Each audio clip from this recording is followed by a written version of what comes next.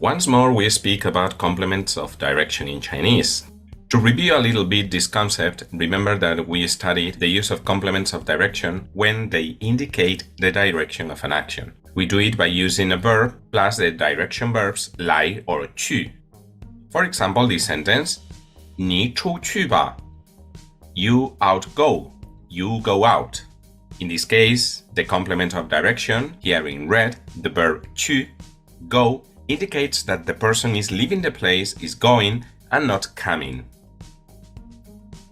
We also study the complements of direction in combination with more than one verb. That way, we give more details on the direction of an action. For example, 小狗从房间跑出来. The little dog ran out of the room. Here we have three verbs in a row. The verb 跑, which is to run, in green here, the verb 出, related to out, and the verb 来, indicating that the speaker is out of the room and sees the dog coming out. If you need to review these two uses of complements of direction, there are some videos that you can see to make it clear. Now we get deeper into the use of complements of direction, but now with a more abstract meaning. We're going to use them to clarify the meaning of more generic verbs. For example, we have the verb 出来, which literally means to come out, but in combination with other verbs, it adds the meaning of express, externalize, manifest, indicating urgency, the speed of something new, and so on. For example, 用笔记本把这朵花画出来. Use the notebook to draw this flower. By using 出来, we are emphasizing that we are creating something new, we are making a drawing on our own. Some examples on the use of 出来. 这个字你能写出来吗? Can you write, reproduce, create this character? Example number 2.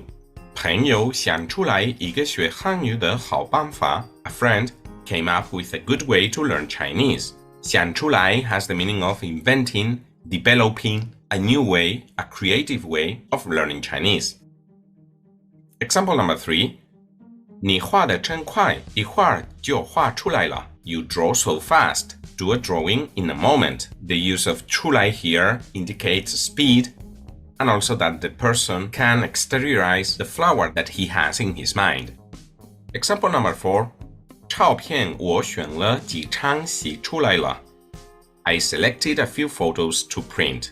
Some photos that are inside the camera, now we print them, get them out from the camera. A little remark here, it's very interesting that in Chinese we use the verb 洗, which literally means to wash, to indicate the idea of printing photos. Because in the past, you had to use different liquids in order to fix photos on a piece of paper. So Chinese people keep using this verb up to the present time. About this complement of direction, 出来, we can also use it in order to express a different idea. In combination with some verbs, this complement of direction expresses to find out, to notice, to recognize. Please look at this example. 你没看出来吗? 它是火星. Can't you recognize it? That's Mars, the planet Mars. Some more examples from the book. The first one, 你听出来了吗? 这是谁的声音? Can you hear it? Can you hear it and recognize it? We can say, whose voice is this? Example number 6. 我看出来了，这是2年级的那个女孩子. I can see. This is that second grade girl. 看出来. I see. I notice. I can recognize the person. Example number 7. 我喝不出来这2杯咖啡有什么不一样. I can't feel the difference in these 2 cups of coffee. Here we combine the verb to drink, 喝, with 不出来, which has to do with identifying what we are drinking. So the person can drink, but he cannot identify, he cannot recognize the differences between these 2 cups of coffee. Example number 8. 你没看出来吗? 他是小刚啊. Didn't you see it? He was 小刚. Again, we're using 出来 in combination with 看, the verb to see in Chinese, to indicate, identify, recognize. Another verb used as complement of direction is 下来, which literally means to come down. But in this case, we're going to use it to express the idea of falling apart or slowing down. Here an example. 我的汽车停下来了. With the use of 下来, we're indicating that the car didn't stop at once, but it was slowing down until the moment it stopped. Some more examples. Example number 9. 前边的车越开越慢，停下来了. The car in front was slower and slower. It stopped. Here again, we have the use of 下来 in combination with the verb 停 to stop, to indicate that it wasn't a sudden stop, but the car was stopping little by little. Example number 10. 天黑下来了，孩子们要回家了. It's getting dark. Children have to go home. In this case, we are combining 下来 with 黑, which is dark, black. We want to indicate that the day gradually got darker. Example number 11. 我真希望时间能慢下来，不要过得那么快. I wish time would slow down, not to pass so fast. We combine here the adjective 慢 with 下来. Remember that all the adjectives have implicit the verb to be. So this is like saying, I wish the time was slower, didn't pass so fast. Example number 12. 只要他爸爸学小鸟叫，他马上就安静下来了. As soon as his dad imitated the bird call, she relaxed immediately. Again, the process of relaxing is not a sudden action, but it is produced gradually. Another complement of direction we are analyzing here is 起来, which literally means to rise, to stand up, but here we use it with the abstract meaning of to come to remember. For example, 我想不起来你的名字了. I can't remember your name.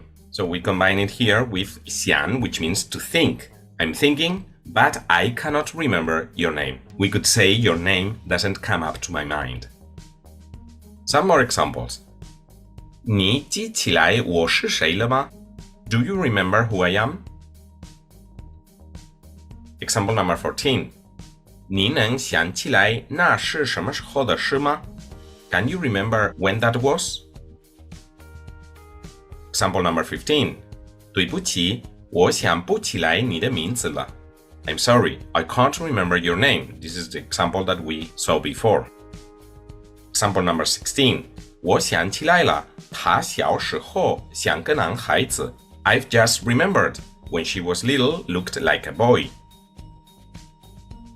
The last complement of direction we're seeing here is 看起来 or 看上去. Both have the same meaning. We can translate them as it seems that, apparently to pretend to have observed that or to notice that. Here an example. 他看起来很不高兴. Apparently he's not happy. Some more examples. Example number 17. 把头发放在耳朵后边，可以使脸看上去漂亮一些. Put your hair behind your ears. Your face looks more beautiful. Example number 18. 他今天穿蓝西服，看上去像40多岁.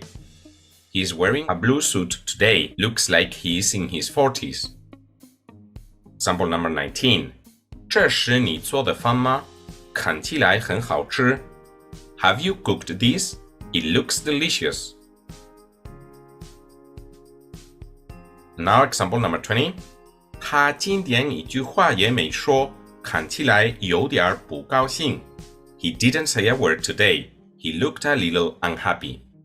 So up to here, the use of these different complements of direction with an abstract meaning, and as you can see, the translation depends on the context we are using them. Let's practice a little bit.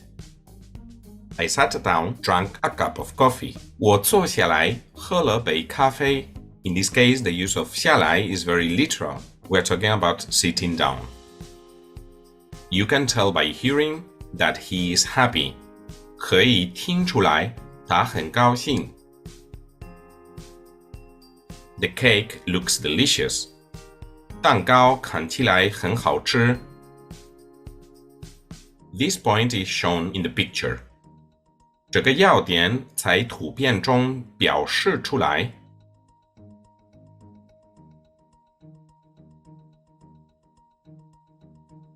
Easy, now no need to fight.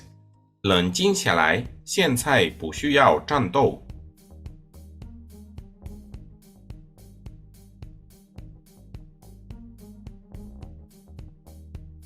She looks very confident. 她看起来很有信心。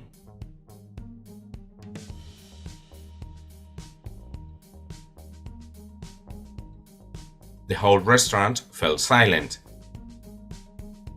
整个饭店都安静了下来。This music sounds great. 这个音乐听起来很好听。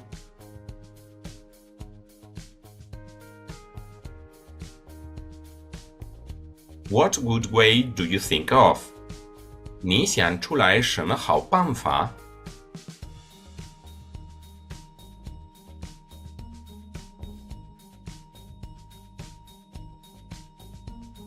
？That plan sounds great.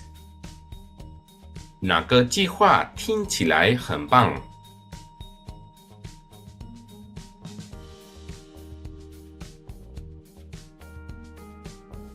These examples, now you understand much better the use of complements of direction. Remember, not just the use of the literal meaning of these complements of direction, but a more abstract use, depending on the context we are using the complement.